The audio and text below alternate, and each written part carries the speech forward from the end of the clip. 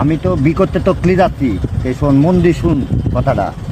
কোনো সময় শ্বশুর বাড়ি ঘন ঘন যাবি না, যাবি নাম সাম বলবি যে এরম আমি একটা কাজে গেছি, কাজের থেকে ঘাটকে টাইম পাইনি, সেখন শ্বশুর শাশুড়ি বলতে পারবে যে জামাই আমার কাজে দেয়নি, তাই অল্প একটা জিনিস কিনে না না কিছু কিছু নিয়ে যাবি না।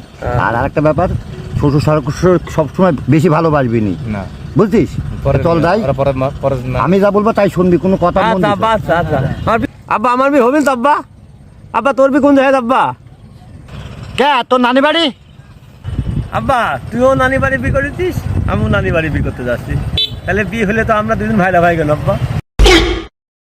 এই তোর আমি কিসের ভাইরা ভাই হয়? তোর আমি শ্বশুর হই, শ্বশুর। তুই কেরাম করি শ্বশুর হচ্ছিস, একই বাড়ির বিয়ে করলি, তুইও নানি বাড়ি বি করেছিস, আমিও নানি বাড়ি বি করেছি, দুজনে ভাইরা ভাই। হচ্ছে নি ঠিক আছে ভাইরা ভাই, ভাড়া ভাই।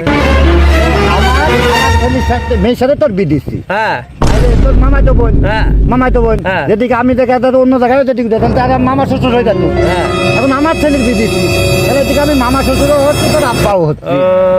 এই শ্বশুর হবা? হ্যাঁ, হ্যাঁ? না আব্বা আব্বা, শ্বশুর আব্বা? শ্বশুর আব্বা, দুইটি শ্বশুর আব্বা? তাহলে আমি তো শ্বশুর, আমি তো বাড়িতে রাখবো না।